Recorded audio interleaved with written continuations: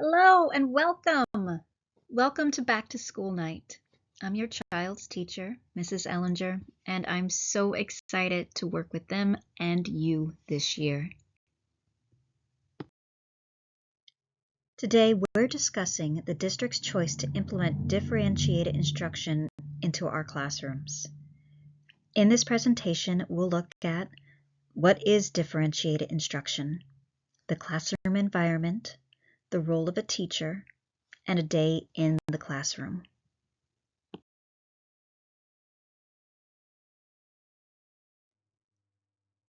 What is differentiated instruction? Differentiated classrooms are student-centered, flexible classroom cultures with a disciplined environment. There are as many different needs as there are students who enter my classroom. So offering varied learning opportunities ensures that all students, regardless if they have been struggling or excelling, that each student will have access to material in a way that works for them. My role as a teacher is to view each student's potential and to look for their hidden capacity. To get started, I'll be using two approaches, proactive and reactive. A proactive approach to differentiation will be more powerful because it takes students' interests, skill levels, and cultural background into the planning. Students will be more drawn to a lesson when they can see their voices and interests are represented. I can better meet the needs of each student by understanding their social, economic, and cultural backgrounds. I might ask myself, what are their interests in school and out? What type of cultural environment has this student grown up in? When I know some of these answers, I can better prepare a classroom environment where each student feels seen and welcomed. A reactive approach is warranted as new information is revealed through consistent assessments. I will be checking in with students through various ways to find out what works. I'll ask them what delights you, what surprised you, or where did you hit the wall? I'll do this in informal conversations as I walk around the room. I'll also check in on students' self-documentation, how they think they're progressing, and I'll also check in with them through surveys that I send through Google Forms. If your child confides that they are struggling, please encourage them to bring their questions and concerns to me or schedule a meeting that includes all of us. The main way differentiated instruction will work in this classroom is if we all invest in our communication with each other and our feedback. Classroom environment.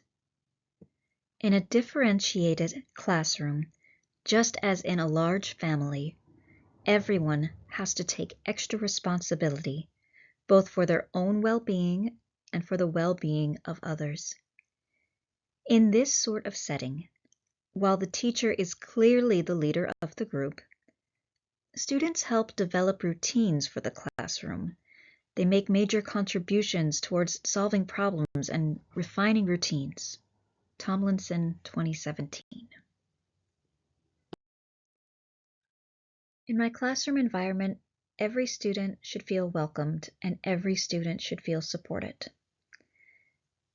Every student should feel welcomed. And my goal is to help them understand that they're an integral part to helping their classmates also feel welcomed. We can accomplish this through a sense of mutual respect. Outside of the classroom, we may not all like each other. That is life. But inside the classroom, we are fostering an environment of rooting for each other to succeed through good humor and positive reinforcement. Students should also feel safe in the classroom. When students feel safe, they understand that asking for help is positive, that it's acceptable to not know, and that when you take a risk to share your thoughts, they're not going to receive eye rolls or giggles, even if it comes out a little unusually. Every student should feel supported. To accomplish this, I'm going to be working with teaching from a growth mindset.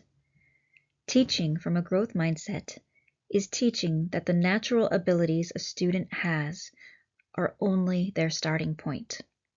A fixed mindset views students' natural abilities as their only potential. Students often get discouraged when they aren't able to succeed at something right away. The teacher teaches for success. So to be able to do that, I'll be working on determining where a student is with their learning goals.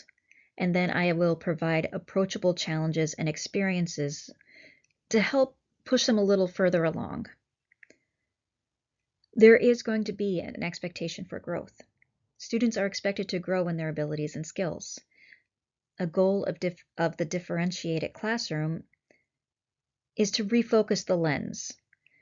Students have a tendency to compete with other kids or compare themselves to what someone else is able to do. When we refocus that lens, our goal is to help a student compare their current work with their past work so they can see how they're growing and that they're only competing with themselves.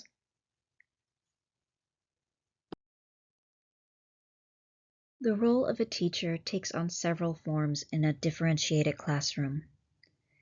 We are the conductor of an orchestra, making sure everything transitions seamlessly. We are the coach, encouraging our students to want to do their very best with our positive energy and belief in them.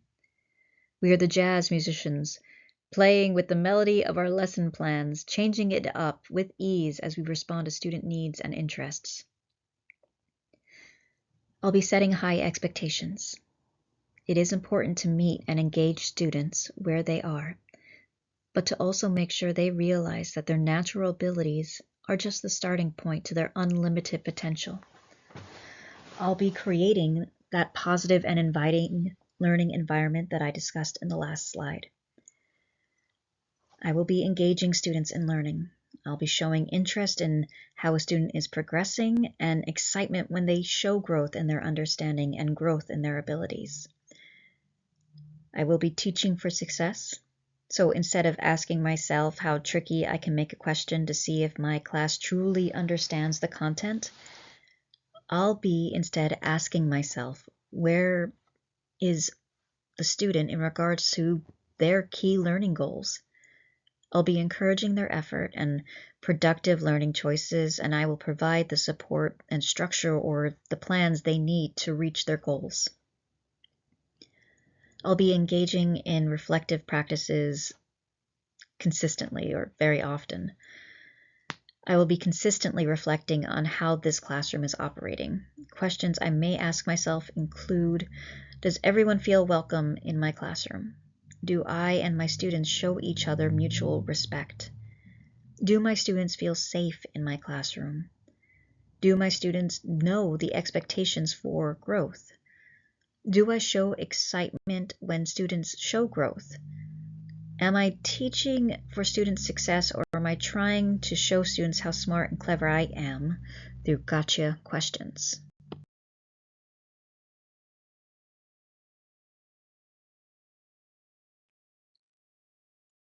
A day in the classroom.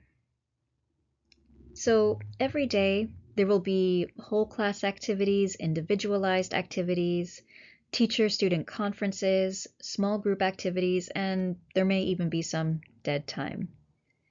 For whole class activities, that is when we're going to be introducing content and skills. I'm going to engage students in critical and creative thinking, and we're also going to review instructions for individualized and group activities. In the individualized group activities, students will balance self-selected activities with teacher-assigned tasks, such as reading, listening, skill application, homework, and skill interest centers. Teacher-student conferences, this is going to be individualized time for mentoring, guidance, troubleshooting, and goal setting. Small group activities, these will be sense-making activities. Teacher and modeling skills, shared reading, planning, and task execution. Dead time. If students finish with daily tasks, there will be prepared material for students to continue to engage with the content through a variety of choices like graphic organizers or art projects.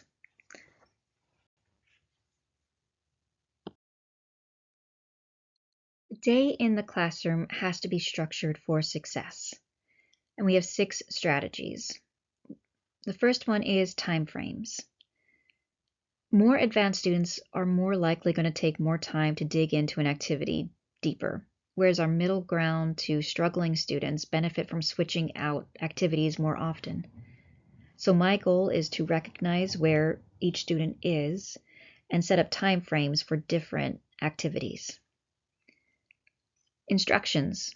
When different groups are working on different projects, instructions for all activities must be clear and previously discussed. So as I said in the previous slide, when we have whole group activity time, that is a place where I'll go over the instructions for the day and for any small group projects or any individualized projects. Getting stuck. Naturally, everyone gets stuck sometimes. Our goal with our classroom is going to be that students will be coached on strategies that they can utilize when they inevitably do get stuck. Some examples may include drawing a picture or a graph, asking another student for help, visual aids, or sometimes even skipping a question, moving on from it completely, taking a break. With implementing differentiated instruction into a classroom, noise is just a part of that world. So as we implement differentiated instruction with groups of students working on different tasks, I will be checking in with students through a thumbs up, thumbs down measurement by asking them to demonstrate how they think the noise level is currently in the room. This small physical gesture can get everyone on the same page to help maintain focus. Turning in assignments. Students need to be aware of when to turn in their work. For my classroom, this will be at the end of each week, and all work should be turned into this one designated collection basket. Moving on, students will receive a heads up when we are going to move on from the current classwork. A heads up can be from the class before or even 15 minutes before. Any work that has not been finished should be completed at home. Exceptions will be made for this, as I get to know each individualized students and what their needs are. But for the most part, this is how this will work. If you're interested in learning more, below are resources I have utilized in this presentation. Help! Teaching Reading from January 2015, How to Manage a Differentiated Classroom. And there's also a book by Carol Ann Tomlinson, How to Differentiate Instruction in Academically Diverse Classrooms, 3rd edition. The book is available on Amazon. You can get a hard copy. You can get it on Kindle. And How to Manage a Differentiated Classroom was available on YouTube. And there's a lot of great videos on YouTube that can show how differentiated instruction works in classrooms. Thank you so much for coming out tonight. Please reach out to me if you have any questions or concerns. Thank you.